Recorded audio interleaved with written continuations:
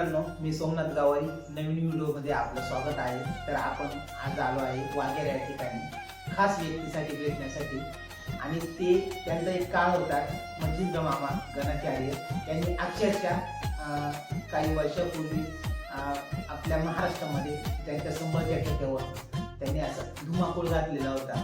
आणि त्यांचे गाणे हिट्स पण होते त्यावेळेस, सप्तशृंगी, खंडोबा, जागरण गोंधळाचे कार्यक्रम. त्यावेळेस आता कशा पद्धतीने त्यांच्या जीवनाची सुरुवात झाली, या कलेमध्ये कसं पदार्पण केलं ते आपण जाणून घेऊ त्यांच्यासोबत. नमस्कार मामा. नमस्कार. नमस्कार. तर तुमची सुरुवात कशी झाली या क्षेत्रामध्ये? माझी सुरुवात अशी झाली का माझे चुलते जगन्नाथ गणाचार्य हे प्रल्हाद शिंदे, पावले चालती पंढरीची वाटत, मधुकर पाठक यांच्यामध्ये राहायचे हार्मोनियम वादक. पण मला लळा लागला का माझी शाळा जर सुटली माझ्या भोवती गावामधून किंवा वाघेरीमधून, तर मला ते सुट्टीमध्ये बोलवायचे आणि माझ्यासोबत प्रल्हाद दादा, माझे चुलते नवनीत खरात, कमलेश जाधव, आनंद शिंदे, मिलिंद शिंदे यांच्यासोबत मला घेऊन जायचे.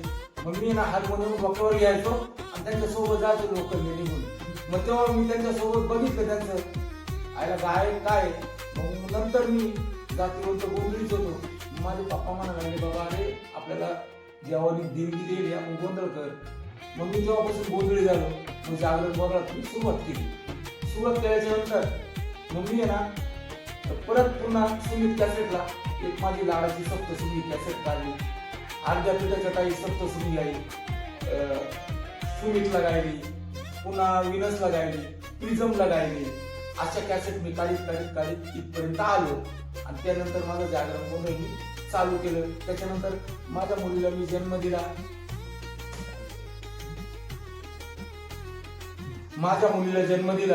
आणि माझी मुलगी ना स्टेजवर आहे ना अशी लोळता आहे ना गायला लागली गाणं. मग आज पण तिच्या कॅसेट पॉवरफुल आहे.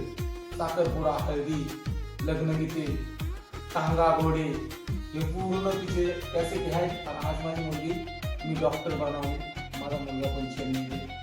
आणि मी तुमच्या आशीर्वादाने ना खूप मोठा आहे. आणि माझ्यासाठी माझे लाडके भाऊ गवारी भाऊ हे पण माझ्या भेटीला आले. त्यांनी माझ्याशी संवाद साधला. आणि मी जागरण गोंधळ करतो. प्रत्येकाला माहिती आहे इगतपुरी तालुका असो का पूर्ण विटी ते भोटी पूर्ण मी कार्यक्रम करतो. मला असं कोणीच ओळखत नाही दादा.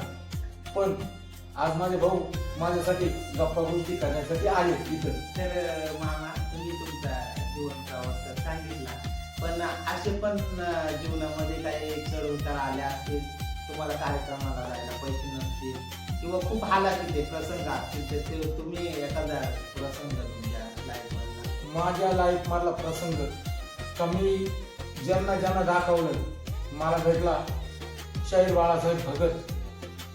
त्या भक्तांनी मला ना खूप जवळजवळ 20 वर्ष आहे ना मला मी त्यांच्याशी संवाद साधला. विजय तनपुरे शाहीर ते तर खूप महाराष्ट्रात हे केलेले. त्यांनी बाळासाहेब ठाकरेच्या मातोश्रीवर त्यांनी मला खूप वेळेस नेलं.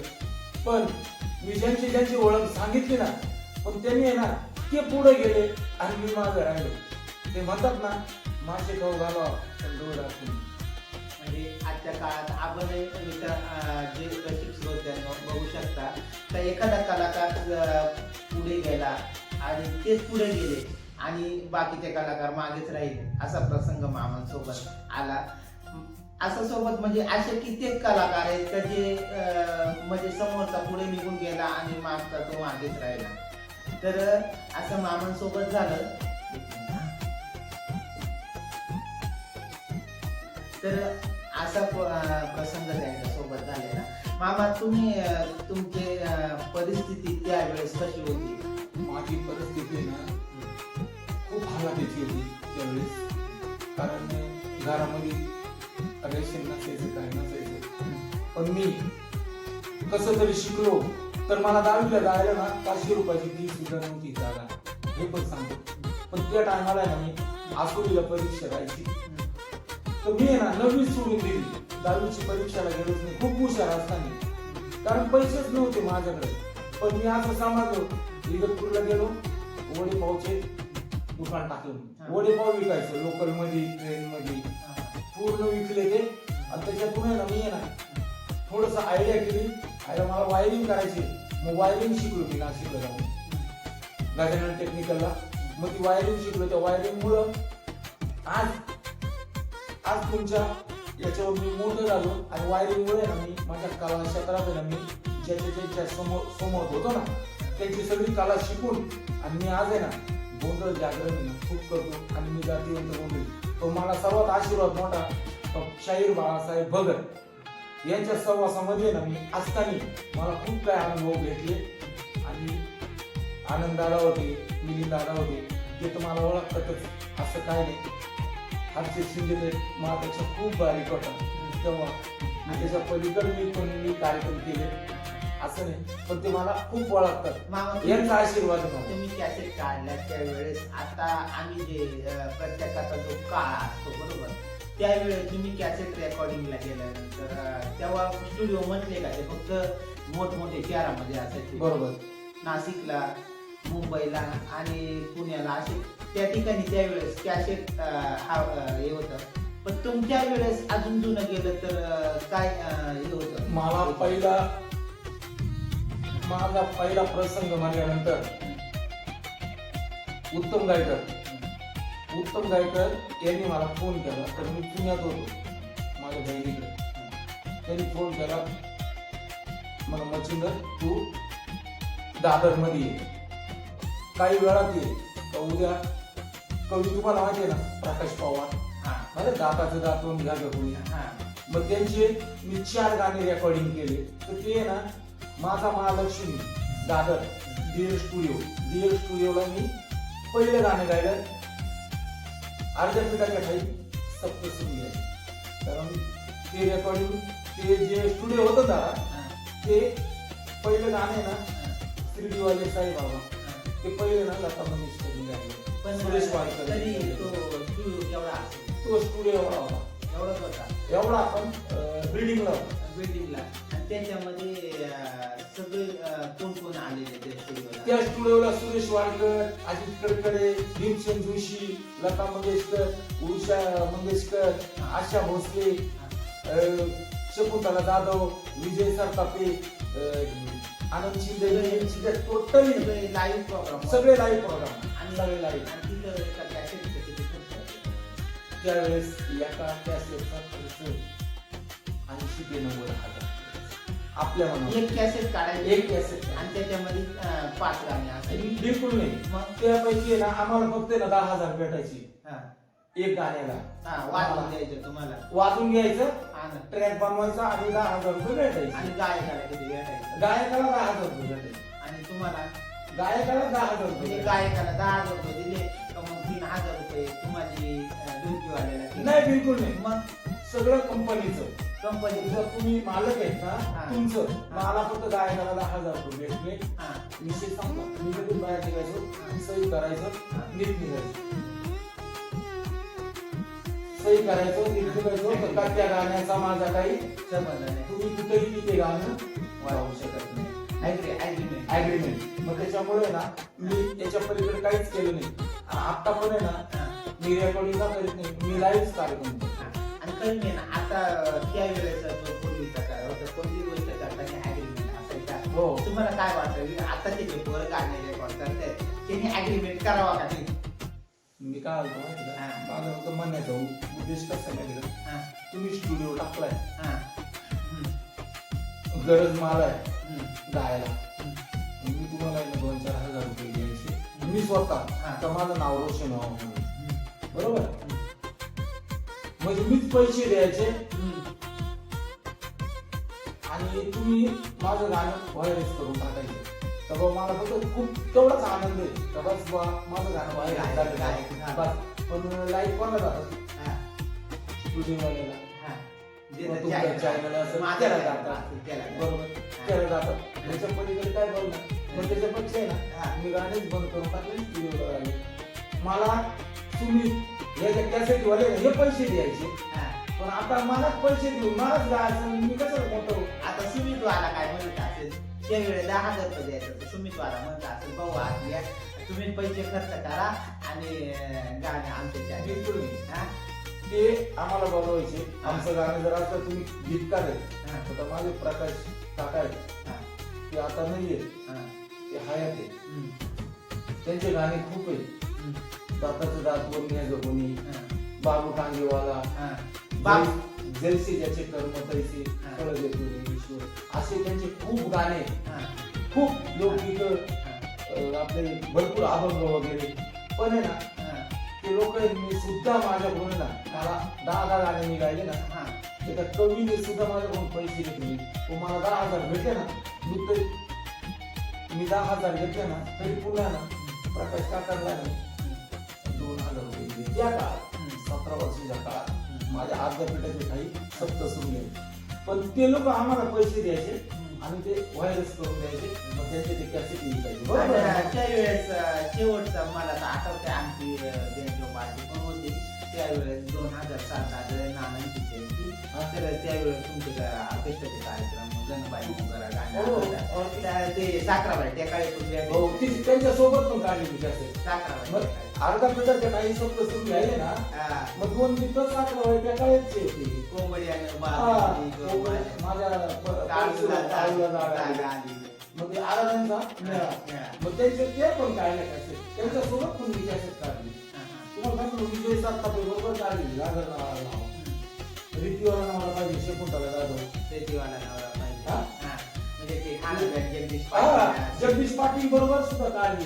जगदीश पाटीलचं शेवटचं गाणं आलं ना त्यावेळेस आपली बेंजो पाटील ते रसिकाच्या लग्नात ना, ते बघा खूप मी काय केलं असेल पण मला आहे ना टिकू नव्हता. टिकू दिला सपोर्ट नव्हता. आणि त्याच्यानंतर मी जर गाणं गायला जर बसलो आणि तुम्ही जर गायक जर माझ्यासोबत असाल तर तुम्ही माझ्यावर जळायची. हा माझा प्रसंग सर्वात खतरनाक. तर तुम्ही मला प्रोत्साहन नव्हते देत. खतरनाक म्हणजे हा वाजवणारा आहे व्हायरस, बेस कमी कर, इको कमी कर, हे कर ते कर. याच्यामुळे मी मागे माझा कार्यक्रम म्हणजे जळायचे पूर्वीचे लोक म्हणजे त्याच्यामुळे टवाळ म्हणजे तुम्ही ना तुम्हाला वाटतं का माझ्या पुढे ना हा गावाला माणूस आहे, याला जाऊन घ्यायचं नाही. एकमेकाला डोळे मारून व्हॉइस कमी कर, बेस कमी कर, ट्रबल कमी कर, इको कमी कर. हा मला प्रसंग आहे ना जेव्हा कळाला ना, तेव्हा मला कळालं का तुम्ही मला बघताय ना वरचीवर सपोर्ट देतात आणि आतून माझी मारतात. मग मी त्यापेक्षा आहे ना बोललो मच्छिंदर तुझं गोंधळ जागरण चालू कर. मग त्या गोंधळ जागरण तुम्ही लाईव्ह कार्यक्रम करतो. आणि आता काढली माझी खंडोबाची कॅसेट काढली, पुन्हा एक गाणं काढलं माझं. तुम्ही तो बघितलं असेल. माझं गाणं खूप ते व्हायरल झाले. आणि ते गाणं मला एकाच गरीब स्टुडिओ शरद पवार कुठे आला त्या माणसाने नाशिक रोडला, त्या माणसाने ना मला खूप टाइम बोलवतो. शरद पवार दादा ही व्हिडिओ तुम्ही जर बघत असाल नक्कीच मी आणि मामा फॉलो करा त्यांना. फोनवर आम्ही तुम्हाला कॉल करू आणि डायरेक्ट तुमच्या स्टुडिओला येऊन 1-2 गीत तरी आम्ही रेकॉर्ड करू. त्यांनी माझं गाणं गायलंय. देवा हो देवा मल्हारी देवा काभर तारागे, अशी काभर तारागे नका जाऊ बामीच्या मागे. तसं माझ्या शरद भाऊनी ना संगीत दिलंय आणि त्यांचा स्टुडिओ आणि सहगायक म्हणलं तर मला कोरस करणारे माझाच भाचा रोशन भिशे, एकनाथ बागा आणि आजमोदे अशी त्यांनी मला कोरस दिलाय. माझं गाण्याला फॉलो करा. नक्कीच चॅनलवर जाऊन वायपी म्युझिक स्टुडिओला येते गाणं तिकडे जाऊन फॉलो करा. त्यांचं गाणं खूप सुंदर सुंदर भक्तिगीत आहे. तर मामांसोबत माझं पण मी पण त्यांच्यासोबत त्यांचे म्हणजे काम करणार आहे. एक नवीन रिदम संबळ ठेका म्हणजे संबळमध्ये आमचा जो आमच्याकडे बोर्डा असतो आणि बोर्ड्यावरती नवीन एक काहीतरी असं बनवून त्यांच्यासोबत मी तुम्हाला माझ्या पेजवर तुम्हाला अपलोड होईल. ते संबळ ठेका आणि बोर्डा याच्यातलं जे सामने आहे आजपर्यंत आमच्याकडे बोर्डा होतो. त्या बोर्ड्यामध्ये बोर्डा होतो आणि ते संबळ वाजवतात आणि संबळ कुठं आता खानदेशलाच वाजवतात. आम्ही भरपूर गाणे अपलोड केले. मग ते कॉपीराईट क्लेम येणं, स्ट्राईक येणं. मग त्याच्यापेक्षा आहे ना म्हणला आपल्या जवळचं कोण आहे, मग मच्छिंद्र मामा. मग मला आठवलं, म्हटलं मच्छिंद्र मामांना आपण जाऊन भेटू. आज भेटलो आणि मामांची हितगुज केलं. आम्हाला खूप बरं वाटलं. मित्रांनो, असेच जे जुने जुने कलाकार आहेत ना, तर ज्यांनी म्हणजे एखाद्या यांनी मागे टाकले किंवा समाजाने हे केले, पण तशाच अशा कलाकारांची गाथ विषय आता मी तुमच्या समोर प्रत्येक विभागामध्ये भागाभागामध्ये डिवाईड करून तुम्हाला दाखवण्याचा मी प्रयत्न करेन. मित्रांनो, धन्यवाद. भेटू पुढच्या व्हिडिओमध्ये. त्याच्या अगोदर मी तुम्हाला मामांची एक झलक दाखवतो. मी एवढंच म्हणतो, मला एवढंच म्हणायचंय, मला जाता जाता एवढंच म्हणायचंय तर माझ्या काकांचं गाणं माझ्या ध्यानात आहे. जगी जीवनाचे हे सार घ्यावे जाणून सत्वर, जैसे ज्याचे कर्म तैसे फळ देतो रे ईश्वर. म्हणजे मित्रांनो, जैसे ज्याचे कर्म तसे फळ देते रे ईश्वर, ही म्हण एकदम खरी आहे. काय आपण ज्याप्रमाणे काम करू ना तसं फळ आपल्याला मिळत जातं. आणि सूर्य किती झाकण्याचा प्रयत्न केला ना तरी तो कधी झाकत नाही, एक ना एक दिवस तो समोर येतो. तर त्या माध्यमातून मी तुम्हाला आज हा सूर्य तुमच्या समोर आणला मी. तर आता त्यांच्या म्हणजे त्यांच्या हातून मी संबळाचे काही बोल, ठेका आणि स्टार्ट.